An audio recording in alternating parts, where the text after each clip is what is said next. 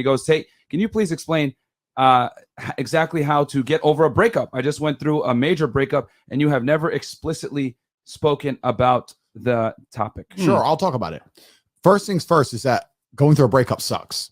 And every single man out here, no matter what they say, understands how bad it is to go through a breakup and understands what heartbreak's like. It's difficult. It's not easy.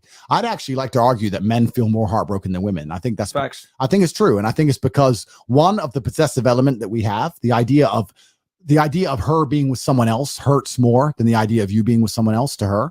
And secondly, because you have a lot less options than she has instantly. So I think that breakups are worse for men than they are for women. And I understand how difficult and hard they can be. However, unfortunately, the unfortunate reality is that chasing her and being dedicated to her and saying you're going to do whatever she wants, etc., is very unlikely to work. It's very unlikely to work. And you have to look at the scenario you're in, look at the chessboard and make the best possible move.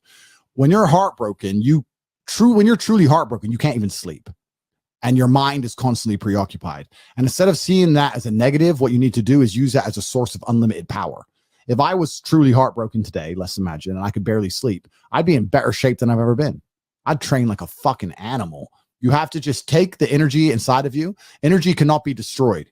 It can only be converted, whether it's heat into light or momentum into friction or however you want to put it, right? Energy cannot be destroyed. It can only be converted from one form to another. And you have to look at that and understand that the sadness inside of you is energy. You can't destroy it, but you can convert it into something else, which is constructive. And you just have to suck it up, buttercup, and get over it. Damn. And there's no other way to do it. And obviously having an abundance of women makes that easier, but I wouldn't even put it that way. I'd say if you were with a woman and you lost her and you're now lonely and she's going to be moving on and you're absolutely not heartbroken and you're destroyed inside, I understand how difficult that is. But now you have genuine sadness inside of you, which is unlimited motivation for you to become a fucking beast, become an animal. And by the time you're finished becoming an animal, you won't care anymore. So if you really want to cure yourself, you just say, I'm going to get a six pack and I'm going to get bigger arms. And by the time my arms are this size and I have a six pack, then I'm going to think about that bitch. And you'll realize that you don't give a shit about her anymore. That's just the way the world works. Bam. Well said. And I had to, that one was a good one because a lot of you guys are going through breakups right now and you care way too much about these girls. Use it as fuel to, motivate yourself to get to the next. And another thing that gives you another thing that can give you a lot of hope is understanding is that her revenge on you is instant. Her revenge on you is getting on a boat and fucking 5 guys and going out to party and you're sitting at home alone. Her revenge is instant. Your revenge takes a little bit longer, but it is a better revenge overall. It takes, like all good things in life, good things come to those who wait. Good things don't come instantly. Your revenge is going to be using that sadness, using that sorrow to become such an amazing man that she realizes she fucked up. Every single one of my exes realizes they fucked up. There's not a single person who's close to me whose life would be better if I wasn't in it.